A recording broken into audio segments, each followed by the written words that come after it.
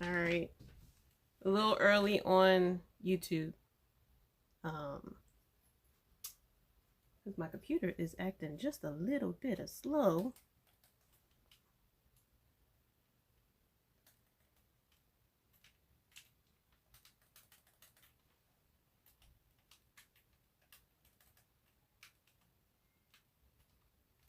There we go.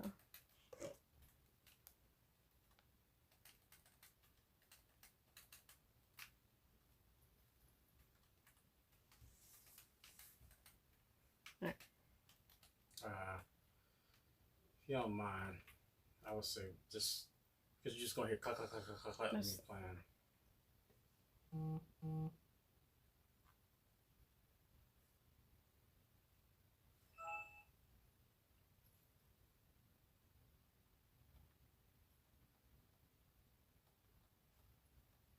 Like, can you just give me like 5 more minutes, or you gotta start now? I have to start now. I was supposed to start 5 minutes ago.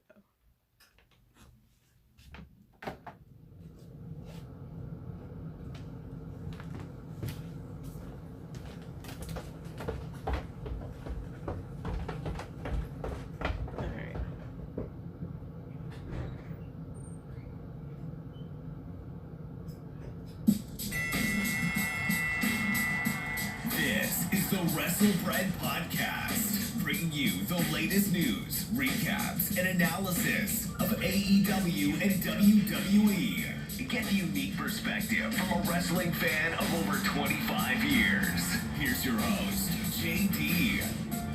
What's going on, guys? This is JD, and this is episode 100. I can't believe that it is episode 100. That it has been 100 episodes that we have been doing this. I am live on YouTube.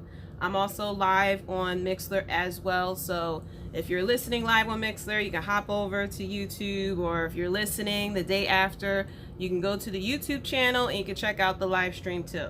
I was streaming just a little bit live on YouTube just to make sure that I got all the little, things, all the little technical difficulties out. But yeah, here it is. We had Elimination Chamber. We had a really Raw. We are on the road to WrestleMania, guys. And WrestleMania 37 will be taking place on Saturday night and Sunday night. This year, we're going to have fans, so we're going to be hearing people cheering and booing for whatever.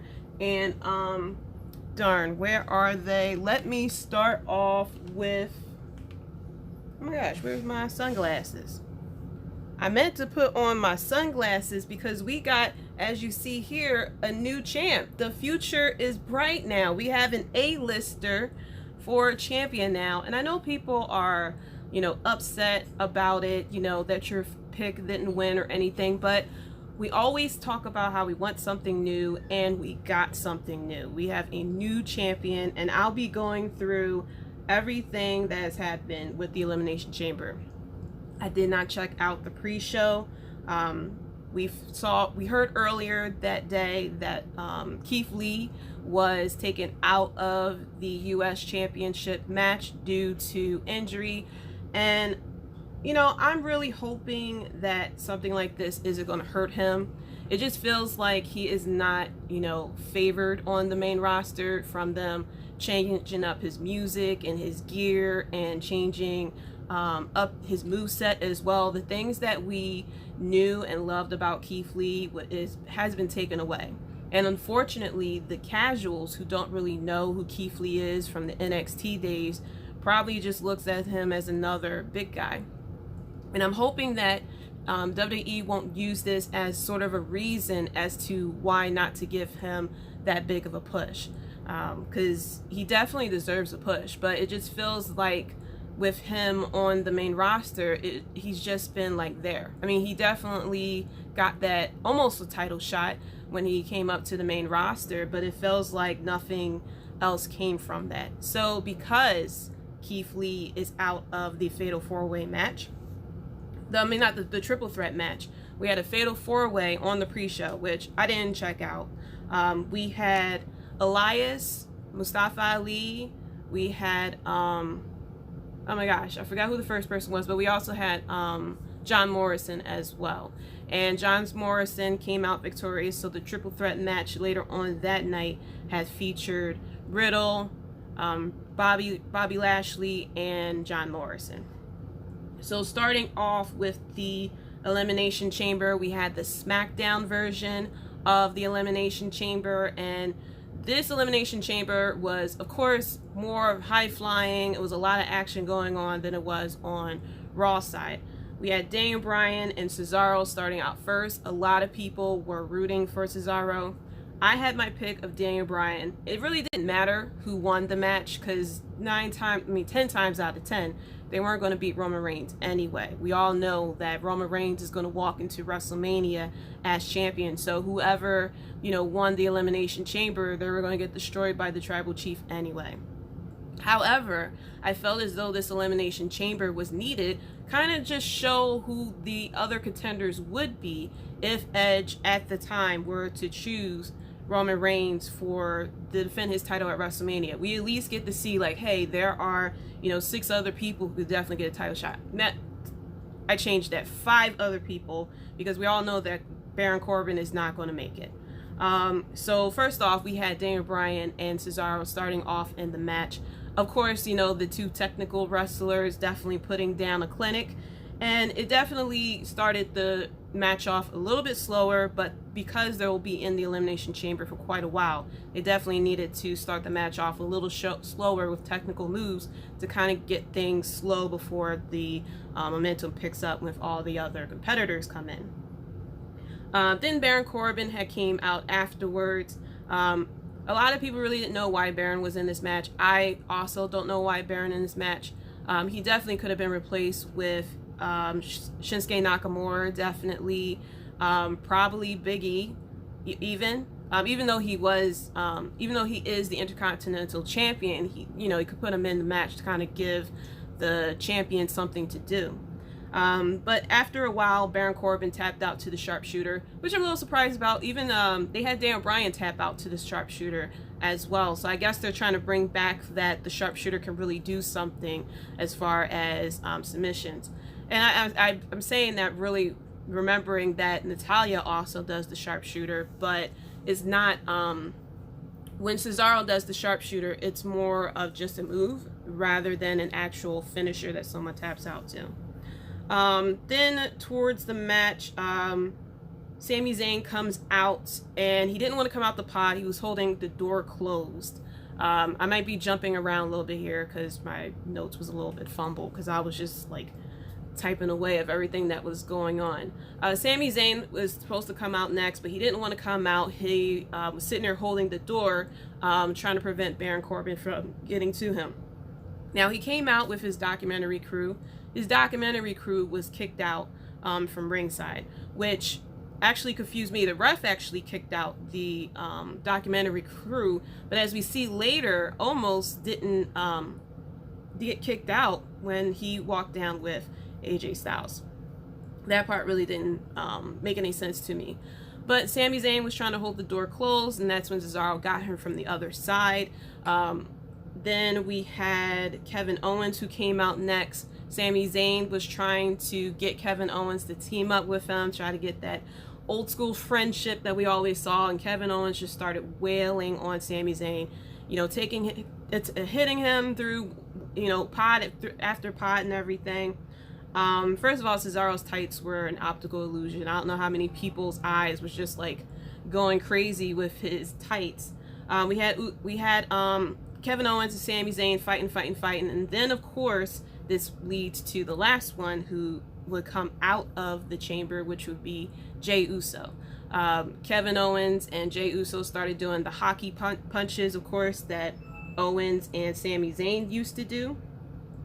Then we also had Owens, who threw Jey Uso into a pod, and the back door breaks out. So I thought that maybe this would lead to somebody either interfering or something like that. And then, of course, we saw Kevin Owens doing a beautiful moonsault off the top of one of the pods as well. Then he started doing stunners to everyone, if I remember correctly. Then he did a stunner to Sami Zayn, 1, 2, 3, Sami Zayn is now eliminated. As they open the door for Sami Zayn to be eliminated, Kevin Owens is by the door. Jey Uso slams the door on Kevin Owens, gets his arm stuck in the door, and then he starts wailing him with super kicks. I love that spot. It was just showing a bit of the brutality that Jey Uso can have inside of him, because we always see whenever he comes out with Roman Reigns that he starts walking back and forth like a damn pit bull. But now we've seen that, you know, he got a little bit of fire in him. So he was sitting there, I think he gave Kevin Owens like maybe 3 super kicks until he was able to get his arm out. And then there was a super kick. Then Jey Uso did a splash, and then Kevin Owens was eliminated, which I was a little surprised about. So now we're down to Jey Uso, Cesaro, and Daniel Bryan. Cesaro started to, earlier in the match, Cesaro was attacking Daniel Bryan, was really concentrating on one of his legs. I think it was the left leg. He picked up Daniel Bryan and started doing a one-legged swing, which really shows the type of strength that Cesaro has. And then early in the match, Sami Zayn and Cesaro was climbing up the cage, and Cesaro was able to kick Sami Zayn off, which was a very long drop, and then Cesaro did pull-ups at the top. I wished that there were fans there, because the fans would have popped like hell for that spot. I definitely, you know, smiled for it, because he has a nice big following. I mean, we all remember the Cesaro section from, you know, WrestleManias ago as well. Then Jey Uso did a super kick and a splash, and then he eliminates Cesaro. So now we're down to Daniel Bryan and Jey Uso. And I'm sure there were people out there who had thought of maybe there's a possibility that Jey Uso may win this match, and then the storyline of the Tribal Chief will get very interesting. I mentioned in the last episode, what if Jey Uso were to win? Will we get like the finger poke of doom or something like that? Or if Jey Uso going to really like take the chance of getting kicked out of the family just to get a shot at the title.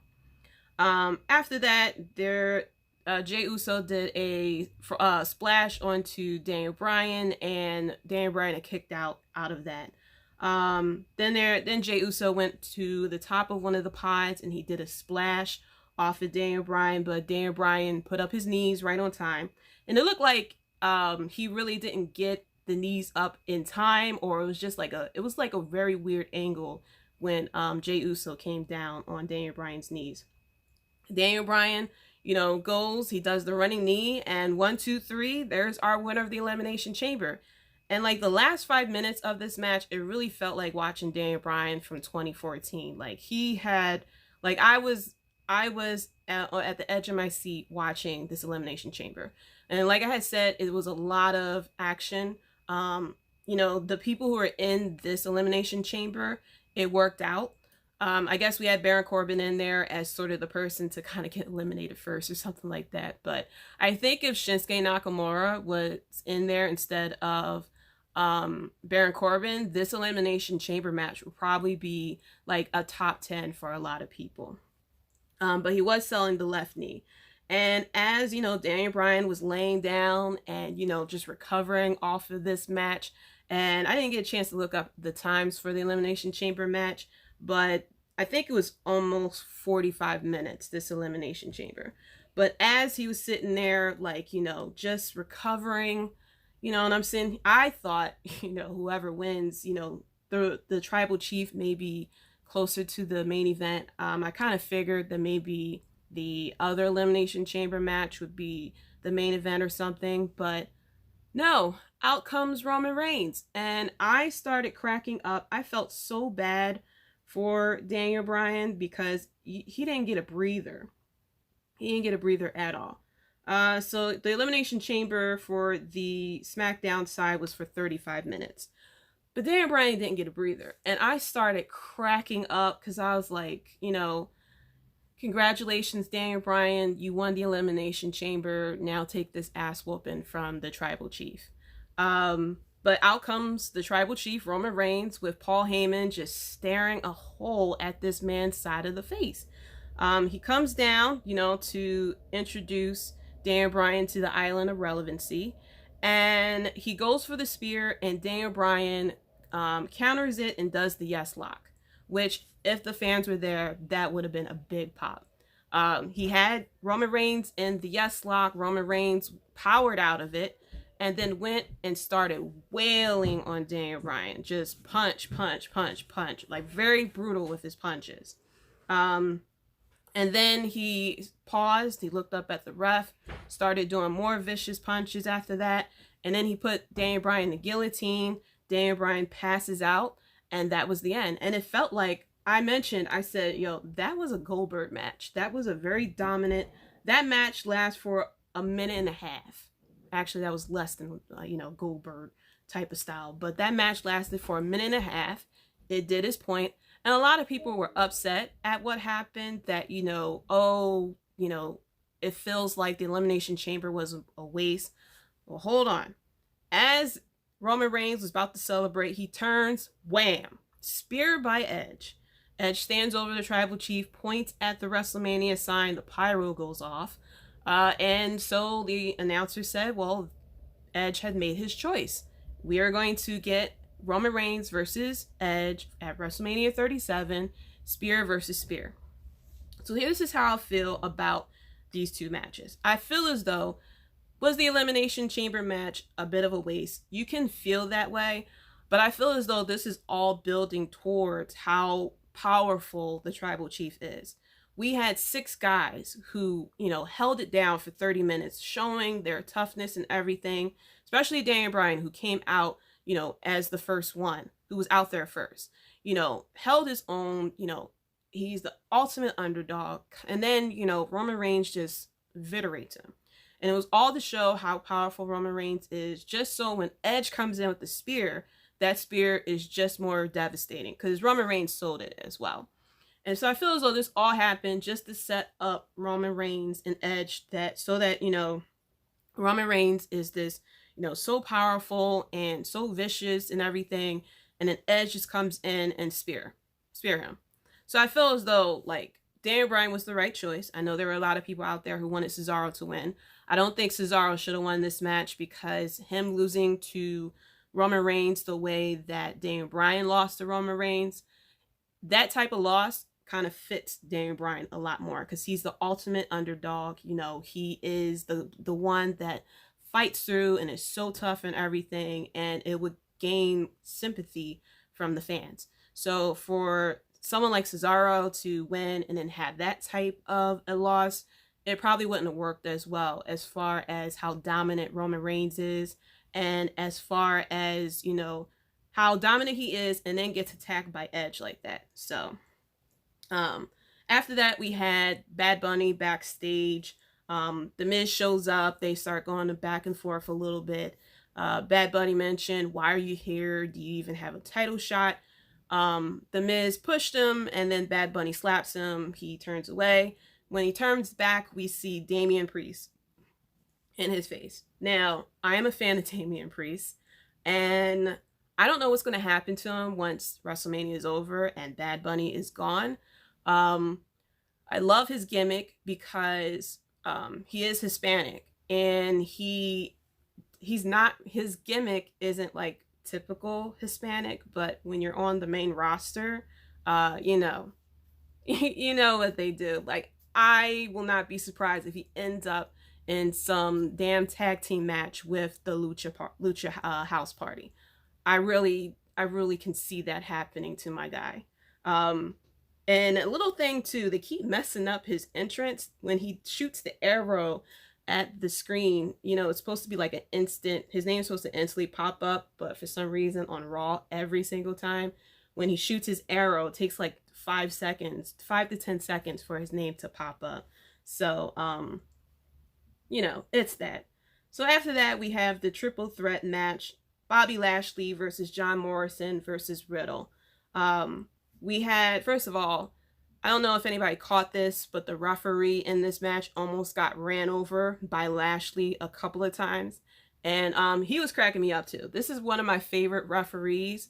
If you ever notice him, and you probably will now once you see him more, he has these facial expressions that like cracks me up. Because normally wrestlers, they like react to moves, something like that.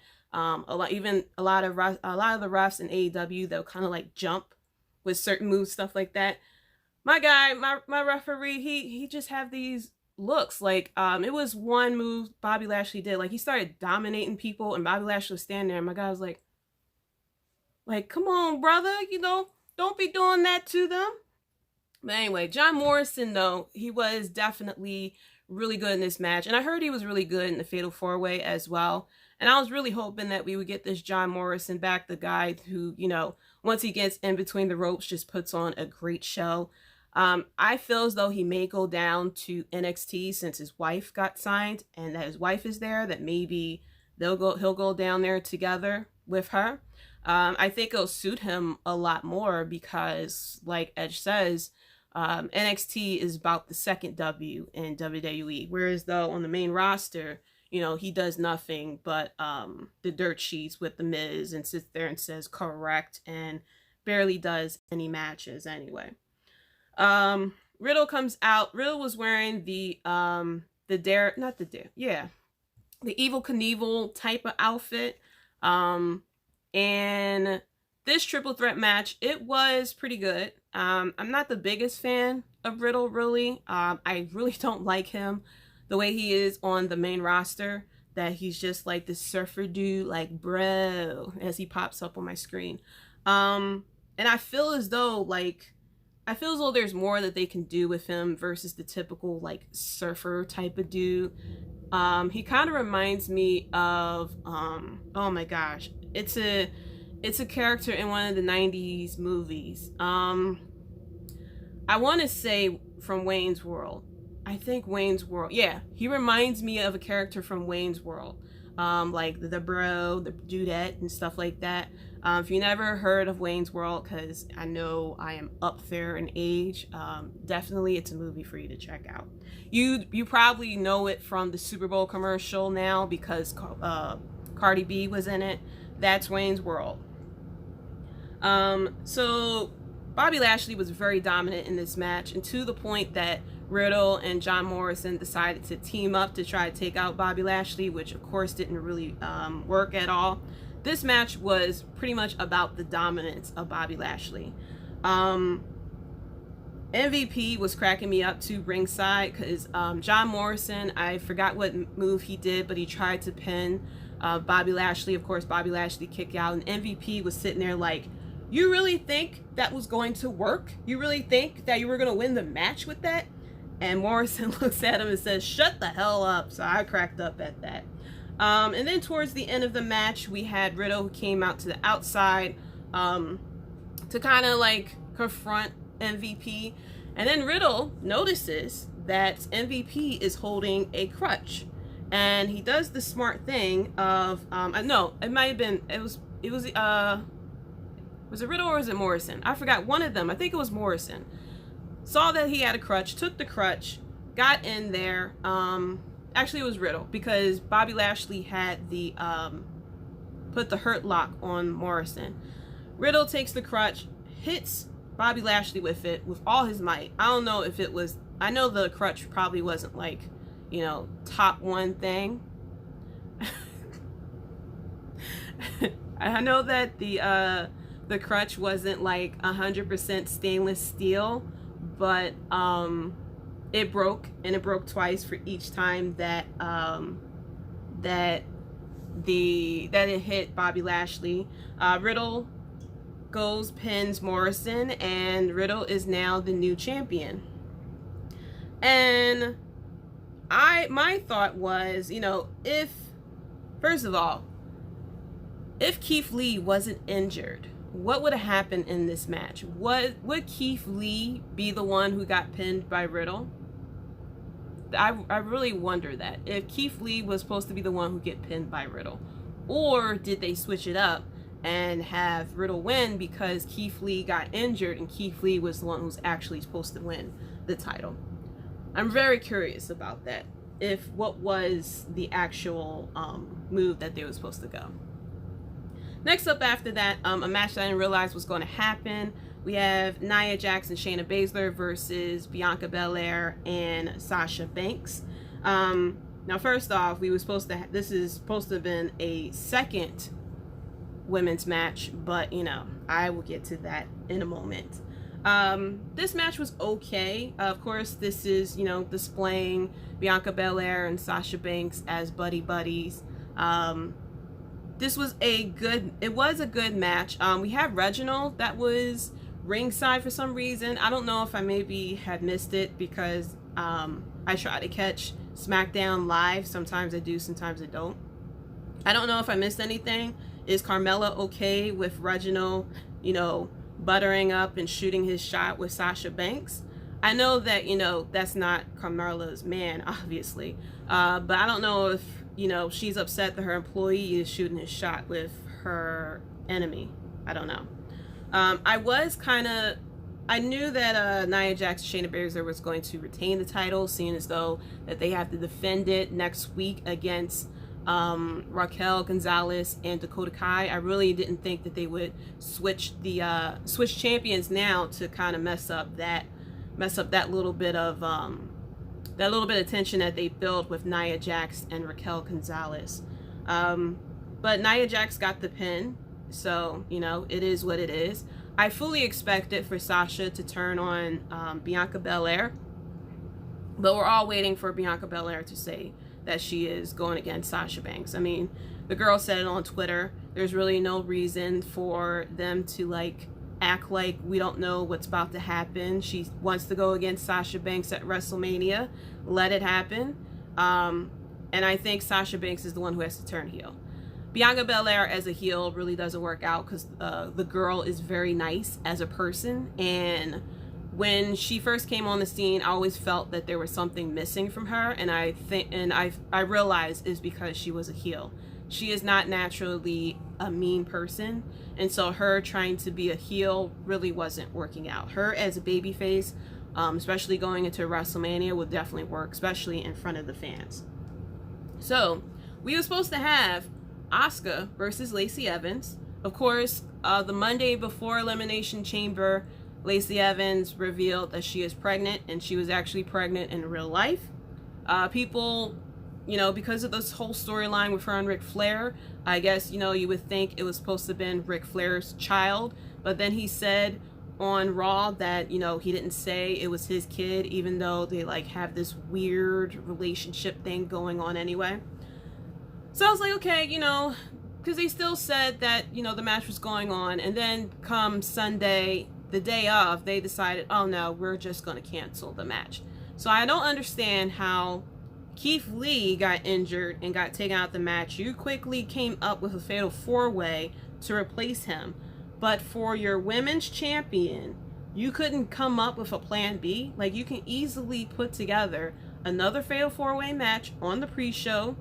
The match didn't even have to be that long because this pay-per-view ended 15 minutes early. So you definitely could have squeezed in Asuka in there, okay?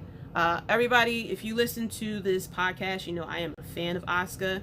What has happened to her on the main roster is a bit of a tragedy because every time she is champion, it's like she is just champion on paper. She rarely defends the title. If she does defend the title, it's mainly for storyline purposes anyway. And she's just there as just like a sidekick. You could have easily put together a fatal 4-way match for her. Hell, she could have faced Peyton Royce for all I care, but just to show her on TV and show her being a little more dominant instead of being like the sidekick for Charlotte Flair. Because we all know what's going to happen come WrestleMania. We know that Charlotte Flair is going to take the title off of Asuka. We all know that's coming. But at least show some bit of respect for your other women's champion. I mean, with Sasha Banks, you have her on the pay-per-views and things like that. But with Asuka, the only thing she's doing is tag team matches, which don't make that much sense for me.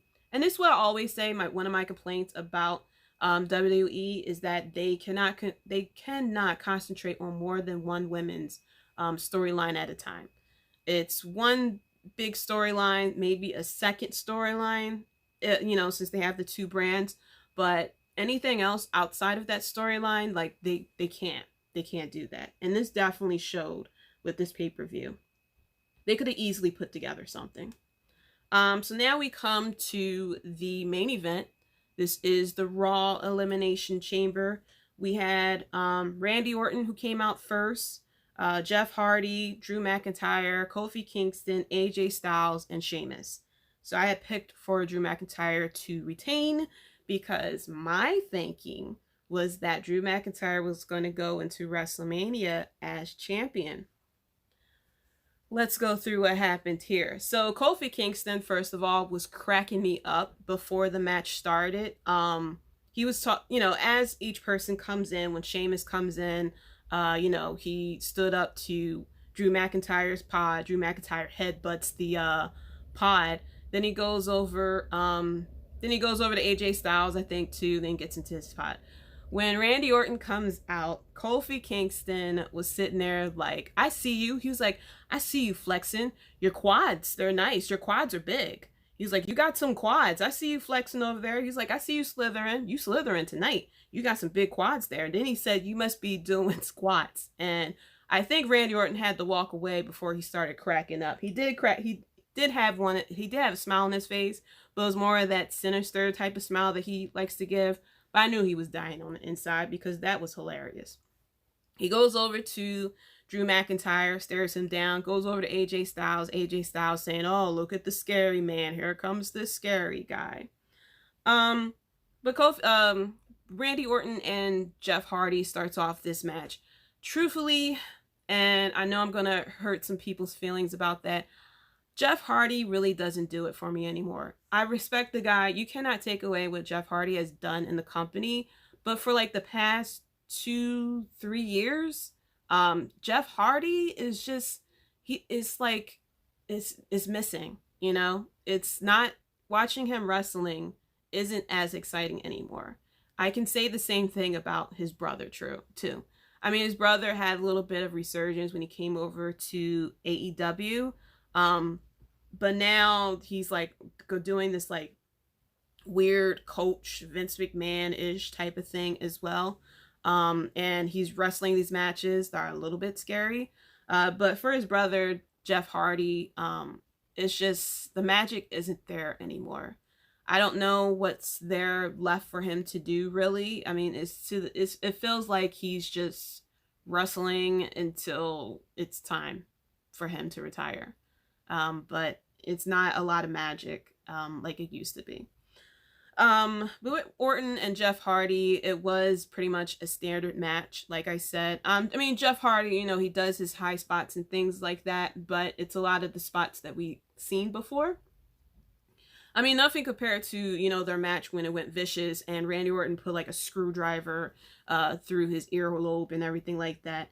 Then comes out Drew McIntyre. Drew McIntyre then gets very dominant. Of course, he is the champion, the quarantine champion, as I like to call him. Then we had, was it Kofi Kingston comes out after that? Yeah. Kofi Kingston comes out after that. And I think it was, one of them, I forgot who it was, but they started to do their finishers back to back. And AJ Styles turned to Omos and told him, like, get me out of here. Get me out of here. Get me out of here. Because he saw an opportunity to eliminate someone. Omos, I keep saying Omos. Omos tears the door off. And AJ Styles gets out through the back door. Actually, what happened is Randy Orton gets eliminated. And I thought it was weird that Randy Orton got eliminated so early. Because I thought this would be, like, the introduction of, either the Fiend returning or maybe Alexa Bliss would do something to kind of distract him to get him, to get him eliminated. I thought that we would do something to move that storyline along, but I see that it happened on Raw instead. As Randy Orton is walking out, that's when AJ Styles come in because that's how he was able to get into the chamber, and he tries to pin each and every person. Of course, everybody kicks out. Adam Pearce comes out and kicks out Omos, and I was confused as to why he was down there in the first place. One ref kicked out the poor documentary crew. I mean, all they were was just regular guys, even though they were probably from the PC Center.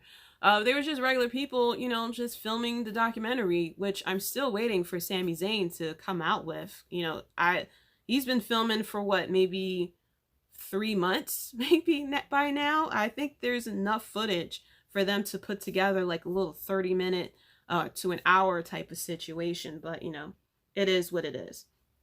Then Drew McIntyre had slammed Kofi Kingston into the cage and then onto the floor. I mean, he went to suplex him, and he suplexed him into the cage and onto the floor.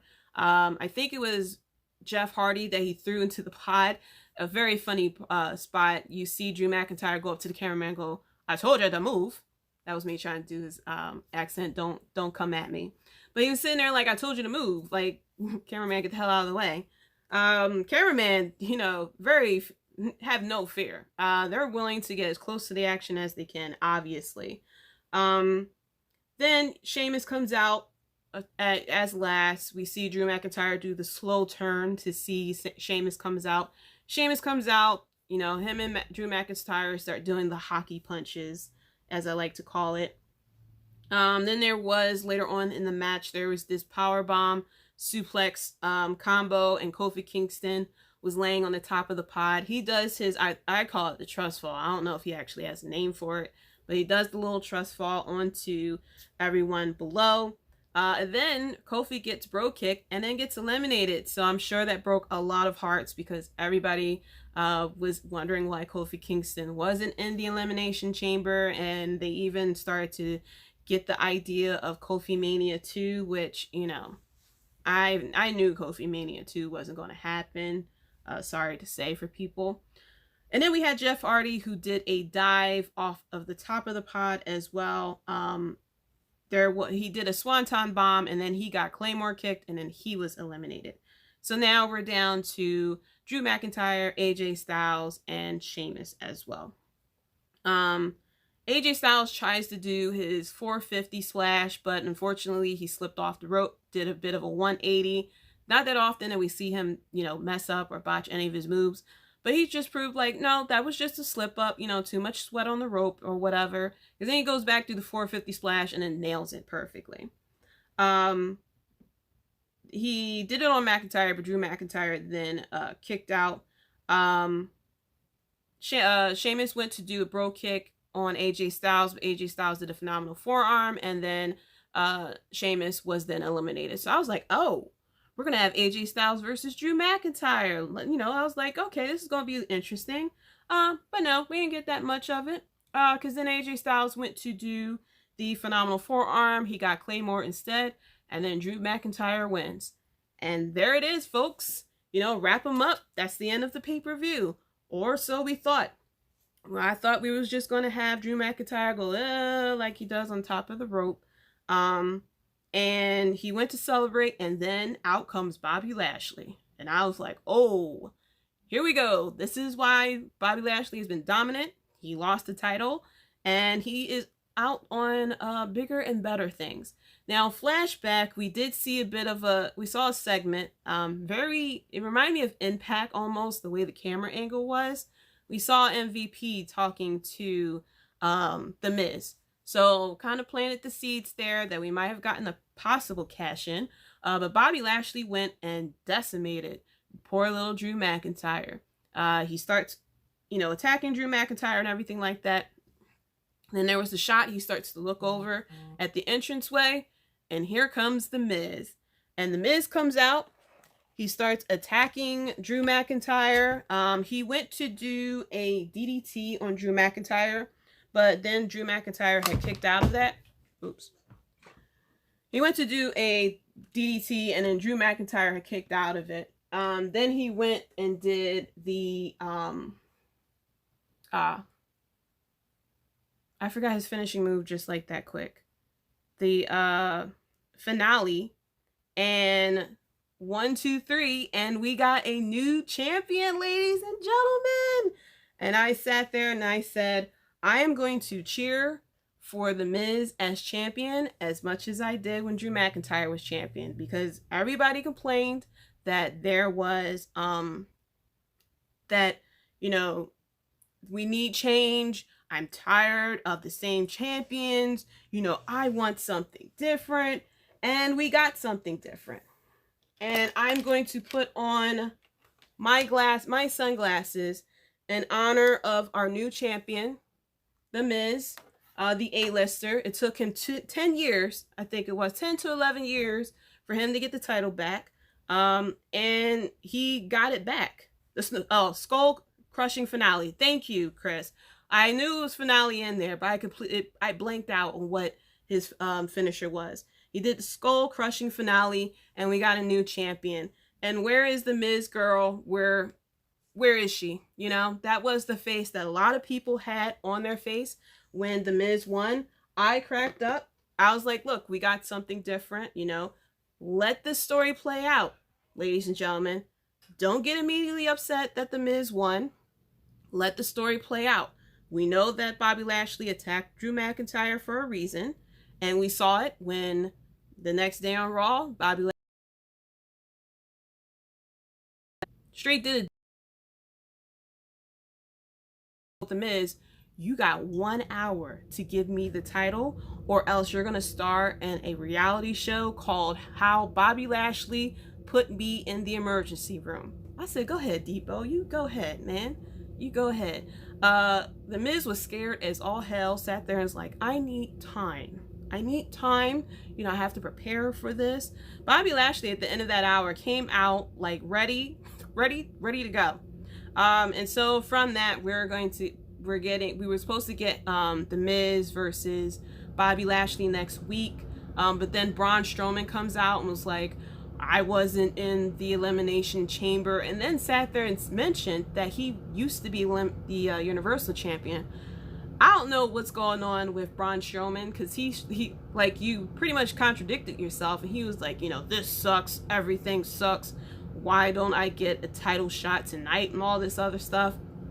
So they set up the match for Braun Strowman versus Bobby Lashley. Bobby Lashley decimated Braun Strowman. And so next Monday, we're going to get The Miz versus Bobby Lashley. And so, you know, for all the people who complained about The Miz being champion, he might be champion for 1 week for all we know. Dave, Bray Wyatt is now The Fiend. And so The Fiend, I got to catch you up on this, bro. The Fiend got set on fire by Randy Orton. Look it up on YouTube. It's a lot. He changed to The Fiend like you saw, and he went against Randy Orton, and he got set on fire. And so now he disappeared. He might be resurrected because Alexa Bliss was doing some demon stuff. She like had drawn out like the Satan symbol out, looked like in blood, with candles. Randy Orton was talking on Raw, and I noticed he coughed, and I was like, coronavirus. But no, he was coughing because Alexa Bliss did some type of, you know, black magic or something. He started coughing up like black stuff. It was definitely reminded me of like some Resident Evil type of stuff as well. But yeah, another thing that I forgot to mention too, he's been gone since the Royal Rumble, but he's going to come back for WrestleMania to go against he's going to go against Randy Orton, of course. But he has Alexa Bliss. You have to YouTube it, man. You got to YouTube it. Because he has Alexa Bliss with him. Alexa Bliss has been perfect with her role. You'll like her role, definitely. Another thing I forgot to mention with Mustafa Ali, I was watching the Retribution, and I've been playing the Division 2. If you don't know what that is, it's a video game. And it just like clicked to me immediately that the people that Mason, T-Bar, and Slapjack, they remind me of the enemies in the Division 2. If you never played Division 2, just Google the Division 2 hyenas, and that's what they remind me of. You'll laugh when you see it. But yeah, so very, very good show, truthfully. You know, the Women's Tag Team Championship really wasn't like, it was good, but it wasn't like very good. The SmackDown Elimination Chamber was the best match of the night. What happened to the Drew McIntyre and the Miz winning the championship was definitely the swerve that we're going for. What I think is going to happen now, so I thought that we would get Bobby Lashley versus the Miz at Fastlane, where then Bobby Lashley would win the title there and then take the title to WrestleMania to go against Drew McIntyre. I feel like Drew McIntyre might win. at WrestleMania because he'll actually get his moment in front of the fans like he haven't, because he's been the quarantine champion this whole time. Some people feel like, you know, there's people who's like, oh, you know, they're so upset and how Drew McIntyre, you know, lost his reign and stuff like that. I think they're doing this so that he can get his title shot, his title back in front of fans. He'll be a 3-time champion. It was weird that he lost his title to Randy Orton and then win it back within a week, but I think this time they gave it up. Keep the title on Miz. Yo, I hope they do keep the title on Miz. But I have a feeling he's a transitional champion, fortunately. There's people who felt as though he wasted his Money in the Bank briefcase, his Money in the briefcase shot, which I don't know how he wasted it because he won. He has the title. When we look up title, you know, former title reigns and stuff like that, he's gonna be on the page. Unlike a lot of other people, Damien Sandow comes to the top of my head of people who wasted their shot because he tried to cash in on, I think it was John Cena, but he like gave John Cena like a bit of a heads up before he cashed in. So that's someone who wasted the title. I don't know how you guys wanted to book the briefcase. Like, it was on Otis and it was a lunchbox. They pretty much used the briefcase so that they could sell another item on the WWE shop. I think the briefcase was used perfectly here. Truthfully, if you're going to take the point of the briefcase is to defeat the champion when he's down, when you know that you can definitely beat him. That's the full point of it. But I was hoping that the Miz will keep the title at least till Fastlane. It would be interesting if they decide to have him go into WrestleMania as champion. But I love the Miz as champion. Oh, he's gonna, because he plays the douchebag role so well. And now that he has the title, what? These promos are gonna be hilarious because he's gonna do nothing but piss people off because he knows how to piss people off. And so people are like, oh, I'm upset that he has the title. That's the point. That's the point of it. He's supposed to make you upset that he won the title. He cashed in.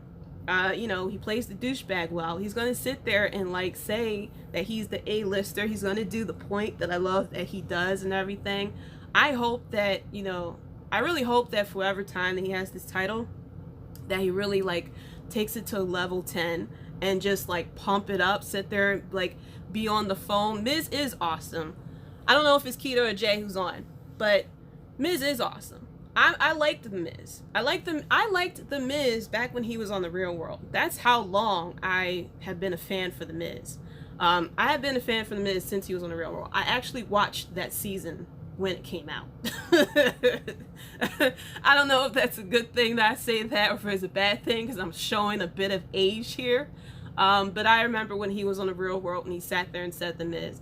And so when he went on Tough Enough and he, you know, he actually got the contract and everything, I had mad respect for him because I was like, yo, that is someone who fought for what they wanted to do. He sat there and said back then that he was going to be in the WWE, and now he's in the WWE, and he's been in the WWE for like, I think he said 16 years now.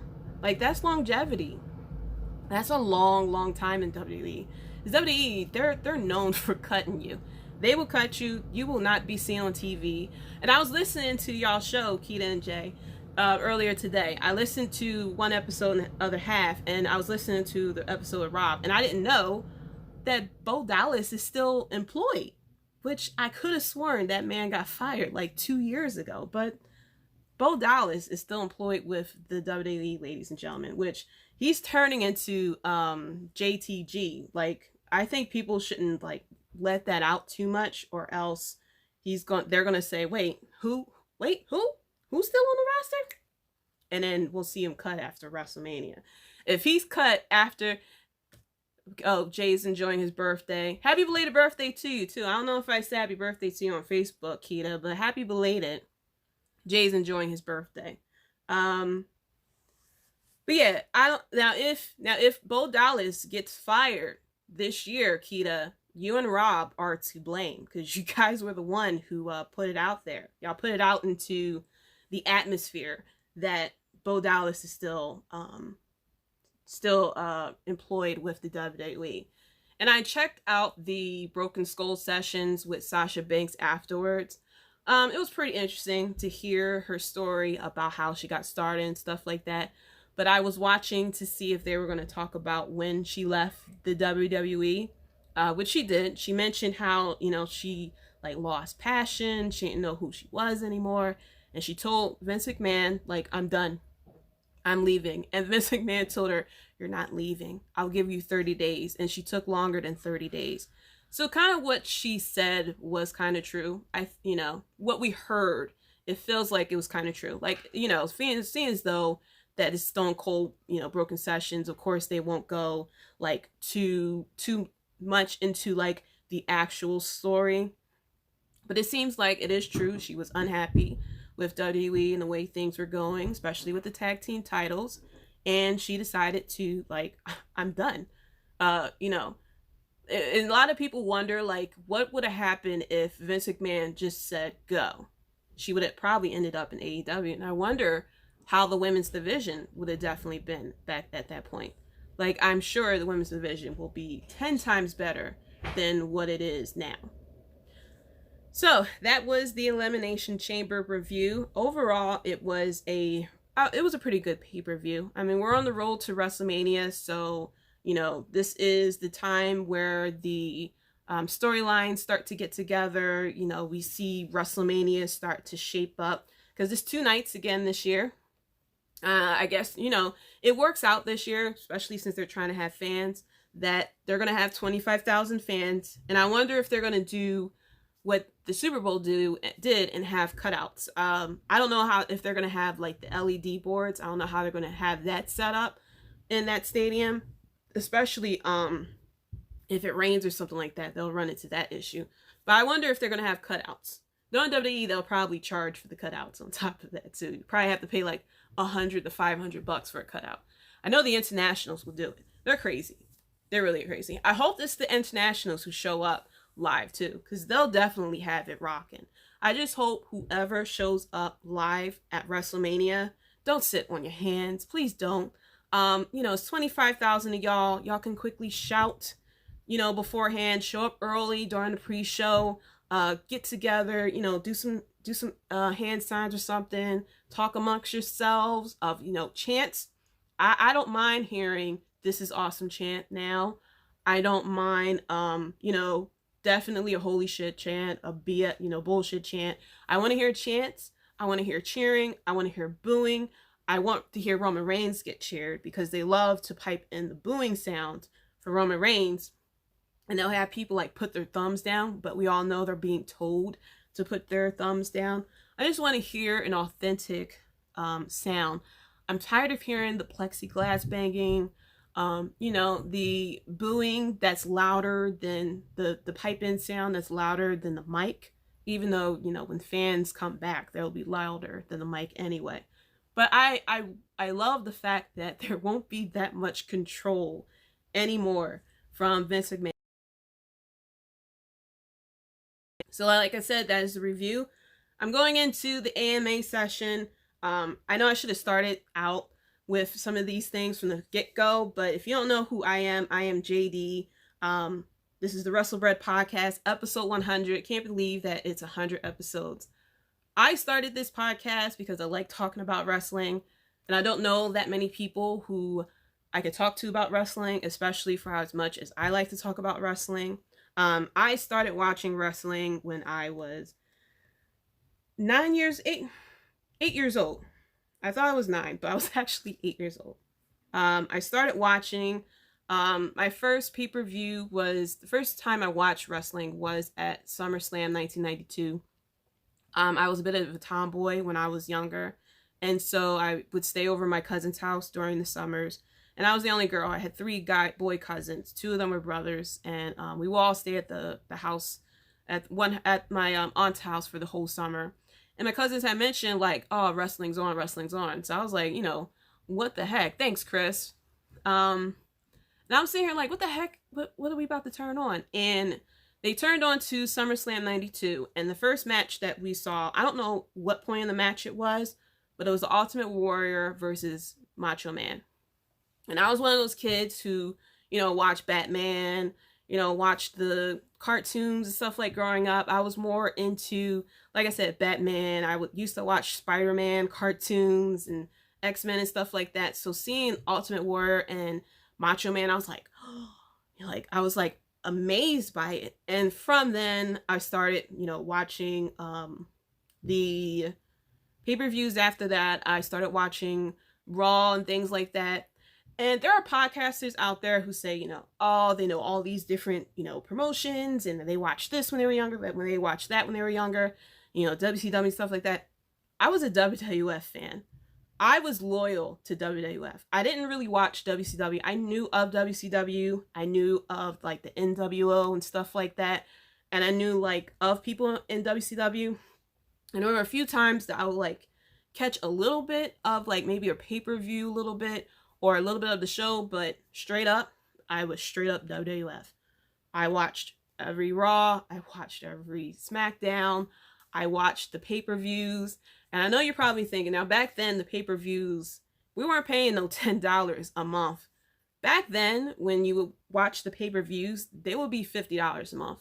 And I was watching before they started the monthly pay-per-views. I watched when it was just only SummerSlam, Survivor Series, Royal Rumble, and then WrestleMania. That's it. You was just catching Raw after that. And so then they started the In Your House pay-per-views, and then they started doing that monthly stuff. I wasn't paying. Back then, we had something called cable boxes. And if you knew someone who knew someone who knew someone, you had what's called the chip. And the chip would give you all the channels, including all the pay-per-views. And so my mom had one of the boxes, and that's how I was catching all the pay-per-views, all the Raws, all the SmackDown, everything. I used to like tape the pay-per-views and stuff like that.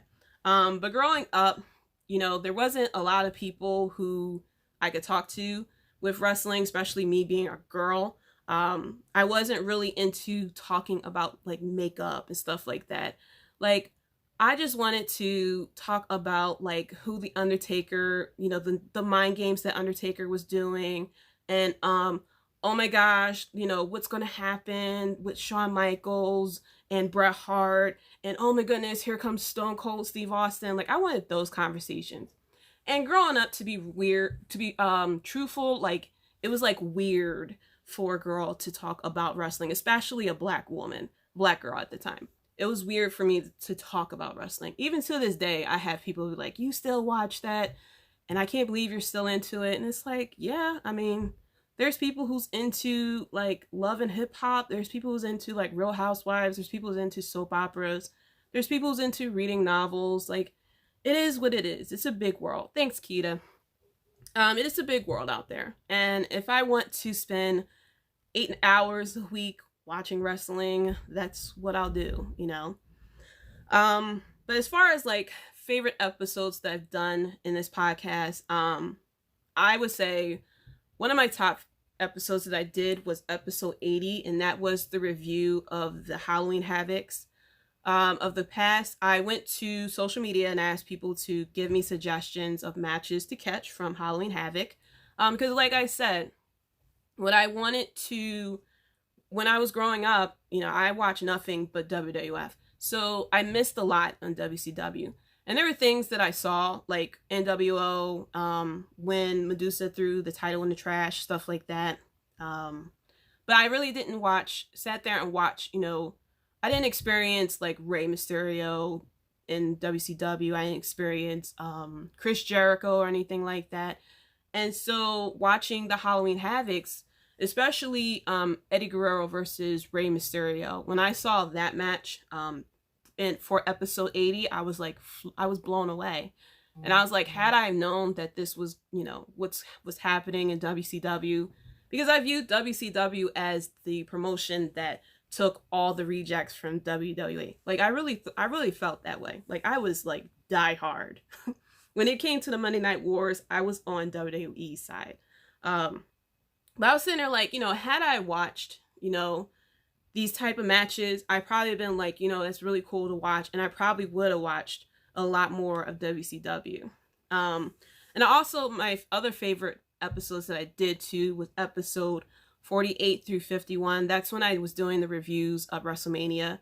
The Royal Rumble is my favorite pay-per-view, but I always have respect. I always love WrestleMania. And that's because me and WrestleMania pretty much were born. If and I'm gonna put it out there. I know a lot of women don't say their age, but I'm the same age as the WrestleMania, so I always have like a special connection to WrestleMania because it always falls around my birthday.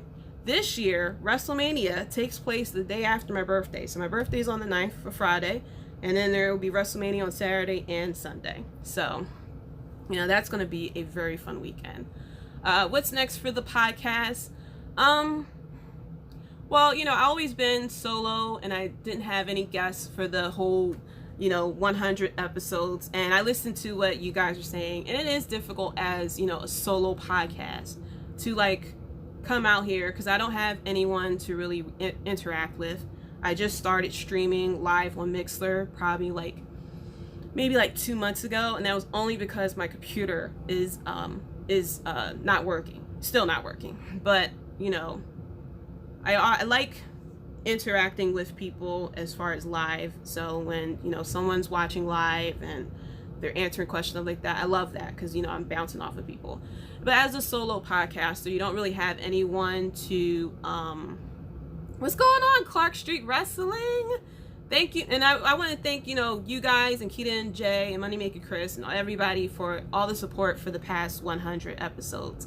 Like I said, as a solo podcaster, it is a little difficult to really, you know, come up and I'm pretty much talking to myself. I'm talking to a microphone, especially before I was live. I used to record episodes, and it was crazy when I was recording episodes before I started doing live streams. I would record episodes like 11 o'clock at night, like 5 o'clock in the morning and stuff like that. And so it's what is next for the podcast. I'm just gonna keep doing what I'm doing. Will I like start integrating like guests and stuff like that? I might. I'm thinking about it, especially now that I have a locked in day and time to stream. I'm every Thursday now at 9 o'clock. It's very locked in. So now it's open for guests, because before I couldn't have guests because I was recording like all different times. It was just like so whack when I was recording. So it was kind of like a blessing in disguise that my computer stopped working, because it forced me to like stream live. But I'm like, if I'm going to stream live, I can't like stream 8 o'clock on a Wednesday and then stream the next week on Thursday and stuff like that. So now I'm like, you know, I have a locked in time. So more likely I'm gonna start opening up with, you know, having people on the podcast, things like that. First of all, I got some, and it's really exciting, and it's just like weird, like not really like imposter syndrome, but it's like very weird that I have a podcast and like people are listening, and not just like my little group of people and other podcasters who I interact with but a lot, but there's like people I don't even speak to who like are listening to this podcast, which is like a bit of a weird thing. But I'm just gonna keep going, and like I have first of all, I have like Fight TV that's following the podcast on Twitter. Today Justin Credible is following the podcast. He follows, you know, me on Twitter at JD Talks, but today he follows the podcast, which is like crazy because I used to watch him in ECW. But yeah, what's next for the podcast? We're just gonna keep going. You know, if I make it to episode 200, that would be like so awesome. But the 2-year anniversary of the podcast is coming in April. That's going to be a fun week. I don't know exactly what I'm going to do that week because that runs. Monday is the podcast 2-year anniversary. Friday is the birthday. Saturday, Sunday is WrestleMania. So I have to figure out what I'm going to do for year 2. But yeah, what's next for the podcast is I'll start having people on. I might, you know, kick in my old journalism skills and start bringing in like wrestlers and stuff like that, and into interviews and stuff like that. So definitely the sky's the limit for what's coming next for the podcast. Getting into the Ask Me Anything. If you're in chat, you can definitely ask questions as well. But I went to Twitter and Instagram to ask people, you know, what is it that you want your girl to talk about? Questions you want to ask me. But I went over the bit of the basics of who I am. like I said, I was a tomboy. I play video games. If you look right there, there is the PS5 that I got for Christmas. I watch football on Sundays. Like, I don't really go out. I rather stay in, play video games, watch wrestling, and watch football. So that is me. Favorite team is the Cowboys, and this kind of ties into Moneymaker's Chris question of what made me become a Cowboys fan and not an Eagles fan. So I'm from Philly, if you don't know, and no, I am not an Eagles fan. I'm a Cowboys fan, which in Philadelphia is like walking around with a bullseye on your chest. Except for me, I wear my Cowboys gear, and I guess it's the look on my face, like, go ahead and say something to me. I normally bump into other Cowboys fans who say something, but I normally get like, you know, one of the Eagles fans like, hey, you know, why are you wearing that? So growing up, I got into football probably like 2000, 2001, maybe even before that. I remember going to my brother's house. My brother is much older than me, and he likes to watch football. He's a Cowboys fan. And I remember he had on the TV, and I was in like, probably his daughter's room or something like that. And the TV was on, and there was a football game on, and it was the Broncos. And I remember watching it, and I was like, yeah, I like that. I like them. So I knew, you know, seeing that my brother is a Cowboys fan, I knew that you don't have to like the hometown team. Like, there are other teams. There's 32 teams, you know, in the NFL. I don't have to stick to the hometown team if I don't like them. So now, what you hear about the Philly fans is true. There is a number of Phillies fans who are actually human beings, but the way that Phillies fans are, they're crazy. And so growing up, like, I didn't want to be associated with that because I don't react to things like that. I wouldn't throw beer at an opposing fan just because they're an opposing fan. I'm not going to fight a fan because my team lost. I'm not going to sit there and do crazy things because the Eagles won. Like, I didn't want to be affiliated with that. So when I started to really watch football, I was like, all right, well, what team am I going to be a fan of? Because I didn't want to be an Eagles fan because I didn't want to be affiliated with that. I wasn't, and I know this is going to be funny because I'm going to say it, I wasn't really a big fan of the organization because I saw what happened to Brian Dawkins, which is what happened after I started watching football, and I was like, I don't really like the organization, which is weird, which is a bit of contradictory for me to say, seeing as though I'm a fan of the Cowboys, and it's Jerry Jones who is pretty much every position in Dallas except for the quarterback. But when I decided to watch football, I was like, okay, well, what team am I going to be a fan of? So I'm an Aries, so I was like, well, I'm going to be a fan of the Rams then, you know, because it's a Ram. And ironically, that was the year of the greatest show on turf. And then it was, I think it was like it was also the year after that too, because they went to the Super Bowl against Tom Brady, and Tom Brady beat them. And that's what started me not liking Tom Brady. So what got me as a Cowboys fan? So I started to like be known as the girl who liked football when I used to work in retail. And the Hubs, who I just started dating at the time, I made a bet with him because he was a Cowboys fan. He would sit there and make fun of the Rams. Now, I was a fan of the Rams, but I realized I was more of a fan of Kurt Warner and some of the other players. Like, I didn't realize that, you know, when you decide that you're a fan of a team, if you're a fan of a player, you shouldn't be a fan of the team. I was a fan of Kurt Warner, especially like his story and stuff like that. And so Kurt Warner got traded, and there was, I think his name was Mark Bolger or something like that. He was a terrible quarterback at first of all. They tanked after that. And I was like, you know, I realized that, so I was like, yo, I'm actually a Kurt Warner fan. I'm not really a Rams fan. And I wanted a way to get out of that. So the Hubs is a Cowboys fan. He's been a Cowboys fan for a very long time. So I made him a bet because the Cowboys and the Rams were supposed to, you know, go against each other. And I was like, look, if the Cowboys win, I'll be a Rams fan. If the Rams win, you'll be a Rams fan. He was like, all right. And I kind of knew that the Rams weren't going to win. So that's kind of how I became a Cowboys fan. So I know that's like a ridiculous story, but I was never an Eagles fan. So it was a matter of who I was going to be what team I was going to stick with. So I'm not a Cowboys fan because how much I don't like the Eagles fan. I'm not that type of Cowboys fans. Because there's a lot of people in Philly who are a Cowboys fan just because they can talk crap about the Eagles now. I'm actually a football fan. When the Eagles won the Super Bowl, I was happy for them. I had my day off because I worked downtown and the parade went through downtown, so I had the day off and I actually watched the parade. I was happy for the city. I was happy for the team. But that's why I am not an Eagles fan, because I really didn't want to be associated with that. Like I said, the things that you hear about Eagles fans, that is true. When they won the Super Bowl, there is someone who actually ate the horse poop.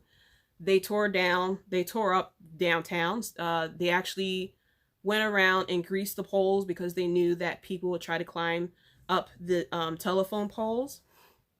What else? There is like an intersection in Northeast Philly that every time the Eagles do something, they all go outside and stand in the middle of the street and just like start cheering and stuff, and then normally a fight breaks out.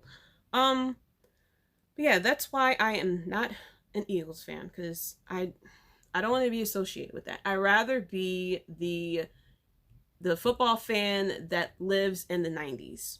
I like the decade anyway, so I'm fine with that.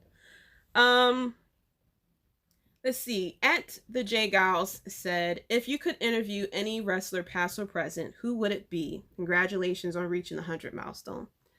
So I thought about this question and I was like, my answer would have been The Undertaker, but The Undertaker is one of those people, especially now that he is retired, you can't really pull stories out of him.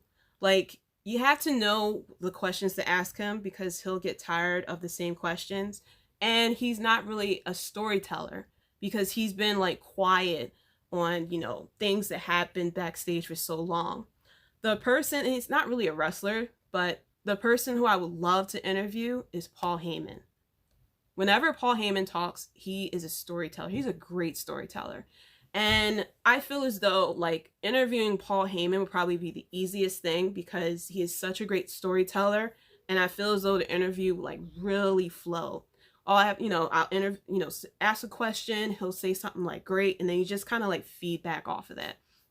Because the best people to interview is people who you can easily feedback off of, instead of the people who you really got to pull answers out of. So it would be Paul Heyman. I would love to talk to Paul Heyman. Of course, I'm from Philly, so I have love for Paul Heyman anyway.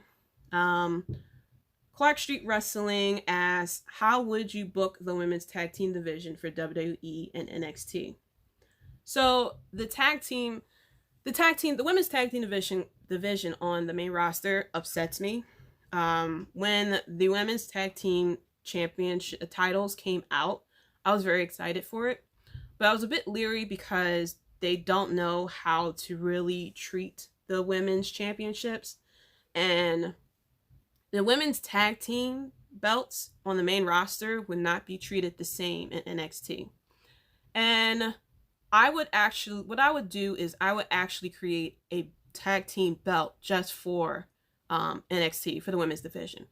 Because the tag team belts on the main roster will be used mainly for storyline purposes instead of actually being an important belt like it would be in NXT. So I would create a women's NXT tag team title in NXT and have the women, wrestle there. Because there's actual tag teams. There's women who weren't just thrown together just for storyline purposes like they did with Lana and Naomi. I don't know how that came about. How they break up tag teams and on the main roster and then put those members with other people like Peyton Royce. So the way I would book it in NXT, it would be a legit like women's tag team title. The initial thought of what they were thinking with the women's tag team titles, how it would be defended on any show, including NXT. Great idea on paper when Sasha and Bayley had it. It was great when they had the titles because it actually meant something. they treated it like it meant something. But since they lost, that title hasn't been seen on NXT until they created a damn tournament for it. So, I mean, when they created the Dusty Women's Cup, I don't think they mentioned at first that the winners were going to get a title shot. Now the winners get a title shot, and now in NXT, like, the women's tag team titles are actually important, whereas those not as important on the main roster. I mean, as far as Nia Jax and Shayna Baszler, like, the people who they faced, it was all for storyline. They were facing Nia Jax and Asuka to kind of put over the storyline between, Charlotte Flair and Asuka. They were going against them two because to push the storyline between Charlotte and Lacey Evans. They were facing Bianca Belair and Sasha Banks. They were doing that to kind of do the storyline of them two, possibly having cracks in it, and Reginald, which includes Carmella. So the women's tag team titles in WWE are being booked more for like storyline purposes. And I feel as though there's not that much that, you can change as far as the way that they do it. Now, if I was in charge of booking for the main roster with the women's tag team titles, I would have them feel just as important as the men's tag. Well, no, they don't really treat the men's tag team titles that way either. I would treat it as if it's the Universal Championship. That's how I would book it. I would have actual tag teams so the Iconics will get back together. The Riot Squad, tag teams that actually make sense, not individual and individual will put you guys together as a tag team. Tag teams that actually make sense, that actually work. Bayley and Sasha, it worked because they're actual friends. The Riot Squad works. The Iconic works. Nia Jax and Shayna Baszler are pretty much that weird. They're almost like, not really like the Bar, because when the Bar became the Bar, they were like really good and they gelled well and everything like that. Nia Jax and Shayna Baszler are two people who kind of hate each other, but they're able to get along because they're tag team champions. But the way I would book it, I would have the women's tag team championship mean just as much as the Universal Championship. And there'll be tournaments, it'll be defended between Raw and SmackDown mainly, and it will be defended at the pay-per-views, especially the main pay-per-views. I probably wouldn't have it defended like on Raw or SmackDown or anything, but to basically, these tag teams on Raw and SmackDown, y'all compete, and whoever, wins, it will be defended on the pay-per-view. And if they want to do storyline that they always like to, you can do that. You can do storylines with the tag team titles. I mean, I remember back in the day, the tag team titles were like the biggest thing. I mean, we had Legion of Doom, we had APA, we had a lot of different tag teams that would, if they win the tag team titles, it would like to be the best thing ever. The Hardys, the Dudleys, Edge and Christian. There were a lot of great tag teams in the men's division back in the day. And I don't understand why we can't have good women's tag teams today as well. So that's how I would book the women's tag team division. At Shizelansky asked me what is my favorite video game of all time. It would be Final Fantasy VII. So I had the original Final Fantasy VII. So because I was like the only girl in the family, my cousins had a lot more video games than I did. And I had a cousin who had every single system and every single game. And we would go to his house during the summer, and that was the only time I played like Nintendo 64 and like Game Boy and stuff, because I didn't have it. I had a Nintendo, Super Nintendo, a Genesis, and I had a PlayStation 1. And the Final Fantasy VII, back in the 90s, was actually on 3 discs. And it was a very long game. And it's a, RPG, of course, and it was open world. So there was a lot that you could do. And my cousin had it, one of my older cousins. So I asked him to if I could borrow the game. Because, I like Final Fantasy. I like RPGs. So he let me borrow Final Fantasy VII, and I go to open it, and it was only the first disc in there. I don't know what happened to the second or third disc. And my cousin lived in New Jersey. So there wasn't that many times that I saw my cousin. So I played the first disc of Final Fantasy VII over and over again. And I was able to actually finish it many years later. But my favorite game of all time was Final Fantasy VII. Close second is Final Fantasy X, because that game made me cry. If you don't know what happened in Final Fantasy X, definitely play it for the first time. It's gonna make you cry. The ending made me cry. So, and then third is Tetris. I love Tetris. I can beat, well, I'm not gonna say I could beat anybody, because I know there's the people out there that can like play who are like professional. But I played Tetris since the 80s. I can blow a lot of people out of the water in Tetris. The Drew Yari Show asks, who are the podcasters you love to work with in the future? So I'm a very easygoing person. I can pretty much be on any podcast. I'll be on your podcast, Drew. But I was on other podcasts as well. So I don't mind being on other people's podcasts because I like talking to people about wrestling. The only type of podcast that I don't want to be on are the ones that like bash WWE because I'm not that type of person. I will complain about storylines. I will complain about wrestlers and their ring ability, like I did with Lacey Evans a couple of episodes ago. But I'm not going to bash WWE. WWE does a lot of questionable things. But I lived through WWE back in the Attitude Era. And I watched WWE during the whole bra and panties match. And the prettiest girl is Vince McMahon's mistress. And Vince McMahon doing a lot of questionable things, and there were a lot of questionable storylines back then. So this whole PG thing didn't really bother me. Was it boring? Yeah. But now, the type of wrestling that we're getting now, where women are actually, like, yeah, though there are times where, like, you know, the women's matches aren't that good, but we have Sasha Banks, we have Becky Lynch, we have Asuka, we have Rhea Ripley who's getting called up. We have Raquel Gonzalez. We have Xia Li. We have Bianca Belair. A lot of women who we would never have seen back in the Attitude Era. And a lot of people always talk about Trish and Alita. Back then, that was pretty much it. The rest of the roster was nothing but models who couldn't wrestle, and all they did was bra and panties matches. So on top of that, I'm not going to complain about WWE if I'm going to spend another 6 hours watching Raw, NXT, and SmackDown.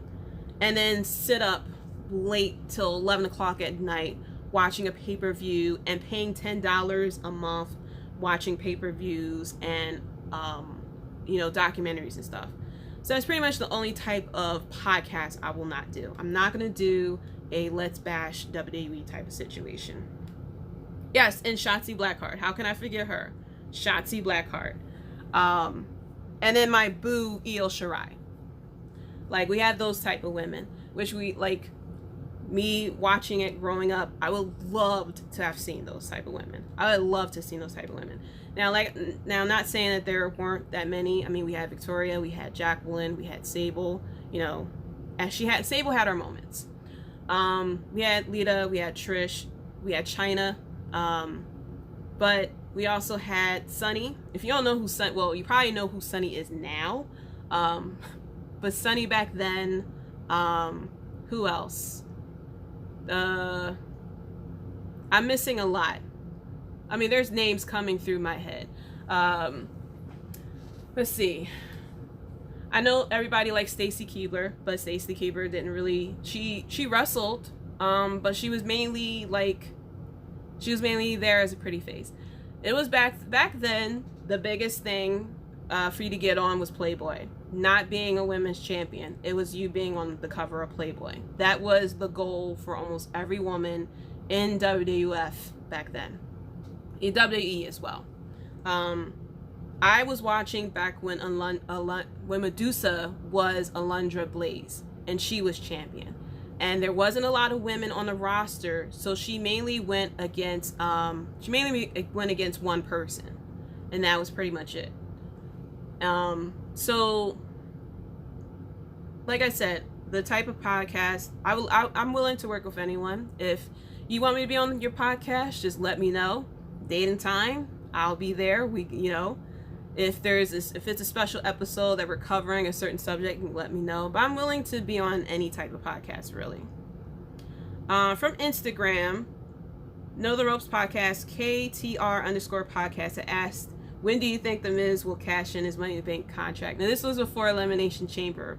So my original answer was, I didn't think he would cash in before Mania. I figured he would cash in after Mania, because I felt as though this Mania season was going to be all about Drew McIntyre, because he's been the quarantine champion, and we're now leading up to him being champion in front of fans. So I figured he was going to go into WrestleMania as champion so he can finally get his moment with fans. But it kind of makes sense for him to lose the title now so he can go to WrestleMania and win the title back. But I originally thought that The Miz was going to cash in after WrestleMania. Because normally after WrestleMania, things kind of die down a little bit until we get closer to SummerSlam. So I figured that's when it was going to happen. I didn't really expect for him to cash in at Elimination Chamber until I saw him talking to MVP. At Giovanna_Unicorn asked me, who's your favorite Raw superstar in WWE? Definitely AJ Styles. I knew who AJ Styles was before he came to WWE, but I haven't really sat down and watched a lot of his matches. I of course heard about him from New Japan, and I checked out his match with Shinsuke Nakamura before he came, and I was like an instant fan from when I saw him. So my favorite wrestler, of course, is AJ Styles. AJ Styles have been flawless this whole time. I just can't believe he is the age that he is, and he's still able to put on really good matches. You know that you are good when anyone who he goes against, it's a good match. He went against John Cena, and John Cena is good in the ring, but technical wrestling and really put on wow, that was a really good match type of situation, it's very rare. But when he went against AJ Styles, it brought his wrestling ability up to probably to a 7, because we all know that John Cena knows 5 moves, probably 6 or 7. But when we went against AJ Styles, it was oh my gosh, it was one of the best feuds. Because John Cena is mainly a storyline type of wrestler. He's not a technical wrestler. And when anyone who goes against AJ Styles, he's able to do things on the fly. I forgot who he went against, but it was someone he went to do the Styles Clash on, which we don't really see him do that much anymore. And when you're in the Styles Clash, you don't bend your head. That's because you could break your neck. And AJ saw that he bent his neck and adjusted in midair. I don't know how he was able to do it, just in the midair, just to save him. So that is who my favorite Raw superstar is as well. Favorite wrestler of all time, of course, is The Undertaker. Of course, current would be AJ Styles. Favorite female wrestler will be, so it was Asuka. But the main roster, one of the biggest things I can rant about with WWE is the treatment of Asuka. Shinsuke Nakamura is right there. But it's the treatment of Asuka. A lot of people are upset about Cesaro too, but at least Cesaro gets to display what he can do, especially in Elimination Chamber. Asuka, not so much. Asuka has so much potential, and she's just there. It infuriates me with Asuka. But one of my favorite female wrestlers is Asuka. Io Shirai is right there because she's crazy. She's really crazy. She does the craziest moves. And I don't want her to go on the main roster because I know that they'll definitely destroy her, truthfully. She'll get the dumbest gimmick ever. She'll be involved with Retribution or something stupid like that. Favorite tag team... Well, my favorite tag team was the New Day. Just because not only were they they were funny and everything like that, but they were able to really be James Ellsworth. Okay. Yeah, I knew it was somebody. I forgot who it was that he did the Styles Clash on, but yeah, James Ellsworth went to bend his head to, I guess he was upside down. He wanted to be right side up or something like that, but he went to, bend his head, and AJ Styles adjusted the Styles Clash like midair, and like saved James' life. But my favorite tag team of all time, maybe, I would say the Dudleys. I love the Dudleys. Current tag team, though, it was, it was back when it was DIY. But now, it's a little tough because they broke up a lot of tag teams. I would have to say, when Jimmy comes back, it would be the Usos. The Usos, who doesn't love their theme music and the way that they get down? As far as like my favorite storyline from wrestling, was the Higher Power storyline. Everybody sees the gif of it when Vince McMahon puts up the hood and reveals that he was the Higher Power. But that whole storyline with the Ministry of Darkness to the corporation, and then the the Ministry Corporation, whatever it was, and then they had the Higher Power, the reason why the Undertaker went after Vince McMahon from the get-go. It was all for Stone Cold Steve Austin. I love that storyline. That storyline had me at the edge of my seat. I didn't even guess that it was Vince McMahon, because they did the little trick where they showed Vince McMahon on the screen, and he mentioned, "I'm not coming out there. I want to see who the son of the bitch is." And Vince McMahon, when he flipped up the hood, it was Vince McMahon. And you heard when he said, "It's me, Austin," and JR was like, "Oh, son of a bitch." And Vince McMahon goes, "It's me, Austin. It's been me all along." And then it led to the division of the McMahon family, because then Stephanie McMahon was like, "How can you do this to me?" And you had Vince McMahon and Shane versus Stephanie McMahon and Linda McMahon. And they decided to sell their shares to get Stone Cold as part of the, he was in charge of WWE. He was like 50% owner versus Vince and Shane. And then Stone Cold like went to like the headquarters, stuff like that. And that whole vignette was funny because he went up to the receptionist and he was like, "No, you don't answer the phone like that. You pick up the phone like, what the hell do you want? Who the hell is this? What the hell do you want?" And she went and did that. So that was my favorite storyline as well. So if you see behind me, I had mentioned when I was doing the tribute for Brody Lee, and I am wearing the Brody Lee Exalted in Heaven shirt that they made, and proceeds from this shirt had went to his family, and I went and got one, of course.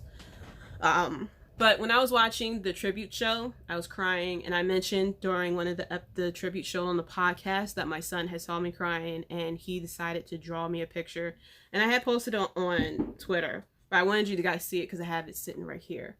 But this is the picture that he drew, and he's only 10 years old, and so he looked at he had a picture of Brody Lee up on his tablet, and he went and drew that picture for me, and so I have it over here. I have my little shrine as well.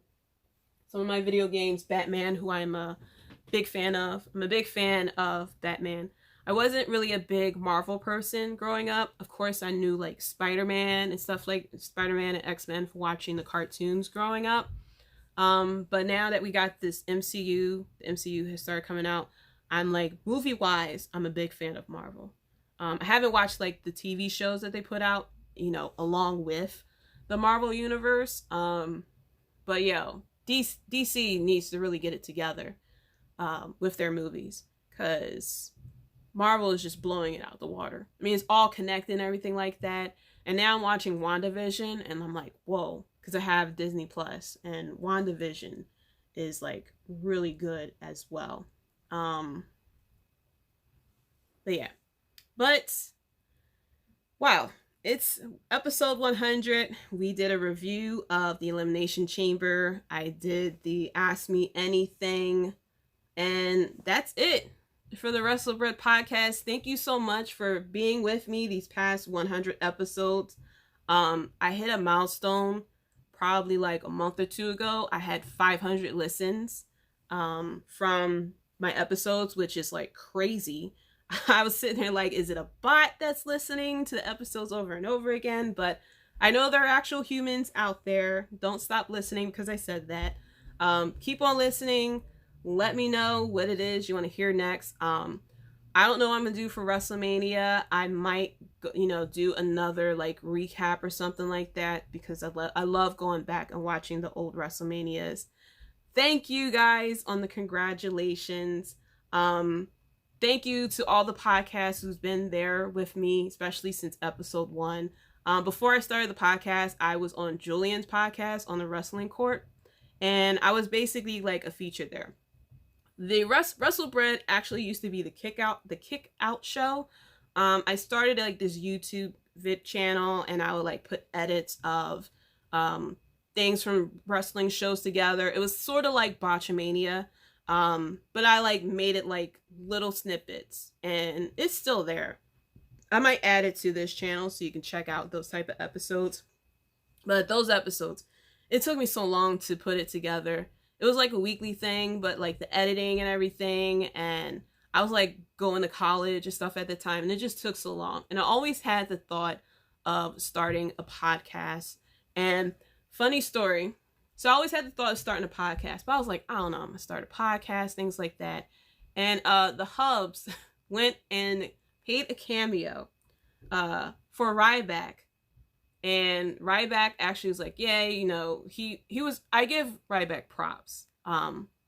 He actually went above and beyond what was asked. He was just, saying, hey, like the Hubs asked Ryback, like, hey, my wife's thinking about starting a podcast, things like that. Can you give her advice? And, normally like cameo is like very short. He like spoke for like maybe 2 or 3 minutes. It's like, hey, you should start a podcast, things like that. He offered to be on the show, which wasn't going to have him on the show, unfortunately. But he was like, you should do a podcast, things like that. And I thought about it, and I created the Twitter for Russell. I was trying to come up with a name. If you wonder like where the hell the name WrestleBread came from, there were a lot of names out there. Like, I didn't realize how many damn podcasts are out there, inactive and active. And I came up with a lot of different names. I wanted to tie it to like Ultimate Warrior, since he was the one who, him and Macho Man was the one who got me involved in wrestling. So I had like Shake the Ropes. I had like a list of all the podcast names I had. And I would sit there and Google the names to see if like, if this podcast had it. And there was a few names, podcast names I was like in love with. And I know one of them, it was like a podcast in like the UK or something like that. And I was like, well, maybe I can still do it because I'm in the United States. But I was like, nah, I don't want to do that. So I just kind of like came up with like, I came up with WrestleBread. Of course, I wanted to put the word wrestle in it so people knew right away what the heck it was about. But I said bread because the reason why I wanted to start the podcast was to kind of like share these moments with people. To kind of, for someone to listen and, for me to like, we're going through this journey together with wrestling. We all love wrestling, whether you love it 100% or you like it 50%, or if you like it 1%, but you actually love it 100%. We're all going through this journey together with wrestling, and wrestling takes us through a lot of ups and downs. And I wanted to be able to like share my thoughts and share my opinion and like talk about like the, things that I had loved when I watched wrestling in the past, comparisons between them and now, reviewing past past like pay-per-views and stuff like that. And I felt as though it's like, it's like bringing people to a table, sharing food, and it's like sharing bread. And I kind of like thought of the saying of like breaking bread, breaking bread with people, and, giving them something that they can just like be able to, I don't know, I'm getting weird here, but being able to digest.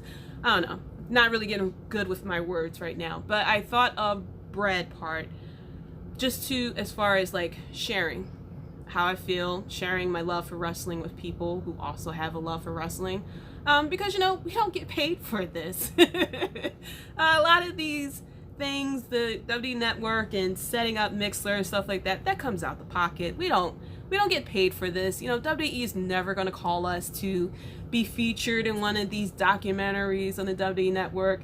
No one's going to ask JD, hey, what is your thoughts of AJ Styles when he came to the Royal Rumble? No one's gonna talk about that. I am that crazy enough. Yes, Keita, it is your job. You said that. First of all, I'm not doing a month of takeovers. I'll do an episode of a takeover because it is a job. We're spending not only hours of watching wrestling, watching pay-per-views, but we're reading up on news, we're getting reactions, we're following, wrestlers' Twitters and stuff like that. And it's a job, and I have a 9-to-5 job already. And so I'm not doing this for free. I'm doing this because I actually like doing it. I like talking about wrestling. I'm crazy enough to have, Cesaro lose every week for Asuka to not even be on TV, and I'll still tune in to watch the next day because that's how much I actually like wrestling. And I'll watch AEW, when it comes out live, and then catch NXT, the 2 hours NXT the next morning. AEW's talking about putting out another show, and I'm sitting here like, I don't know if I can do another show. Then NXT's talking about doing a second show, and I'm like, guys, there are 7 days out of the week. I remembered, I think it was the week of WrestleMania. There was Raw, then there was it was NXT, and then there was something on Thursday, and then Friday was the Hall of Fame, and then Saturday was TakeOver, and then Sunday was WrestleMania, and then Monday was Raw, and then back then SmackDown was on Tuesday. I remember I was watching wrestling for like 5 days straight. And there are times where, we treat WrestleMania like it's the Super Bowl. Normally on WrestleMania day, I have on WrestleMania. I'm either watching like favorite matches from WrestleMania or something like that. But it's a job, and I'm doing this because I actually like it. I'm not trying to get anything out of it. Will I do the ads or something like that later on down the line? Yeah, more likely, just so I can at least get a little bit of ad revenue back, so this kind of pays for itself. But no, a lot of us do it because we actually like it. We like talking about wrestling. We like interacting with people about wrestling. I can talk for a straight hour about why, Edge versus Roman Reigns kind of works versus Edge versus Drew McIntyre. I can talk for hours about why Goldberg is the worst choice to win the title with. I can analyze the differences between wrestlers and stuff like that. So yeah, it's a job, and I like doing it. Watching wrestling has been a passion of mine. I've been a fan ever since I was 8 years old.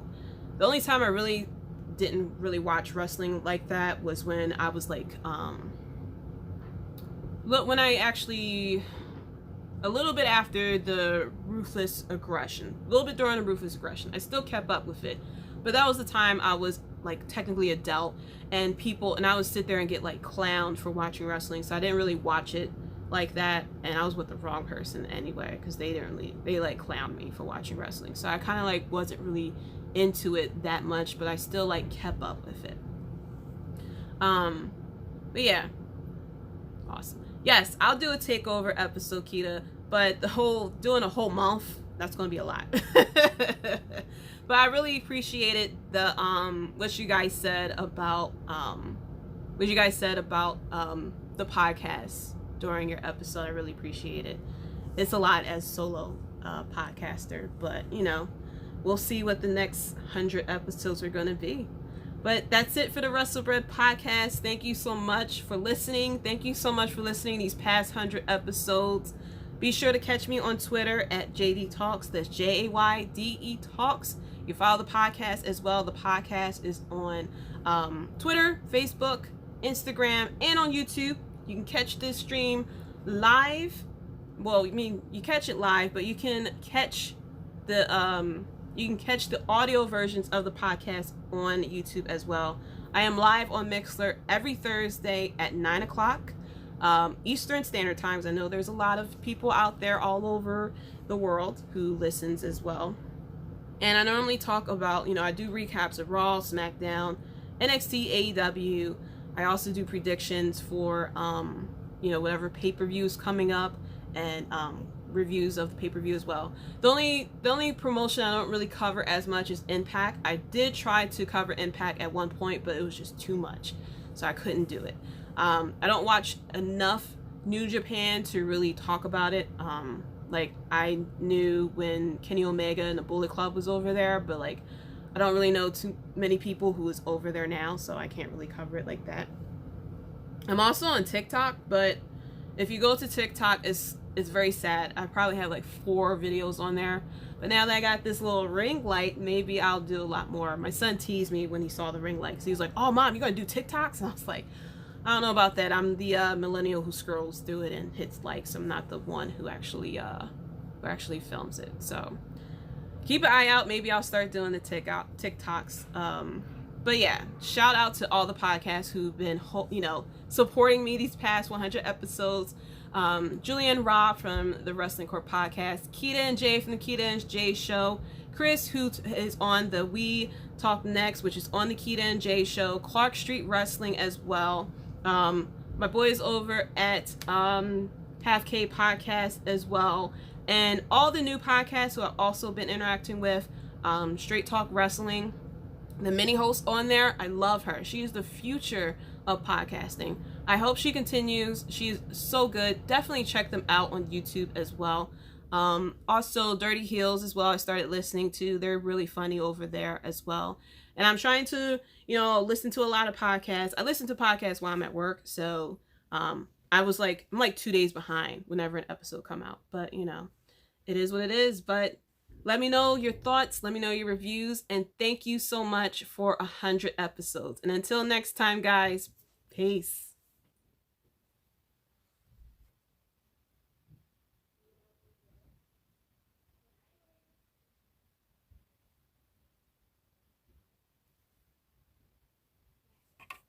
And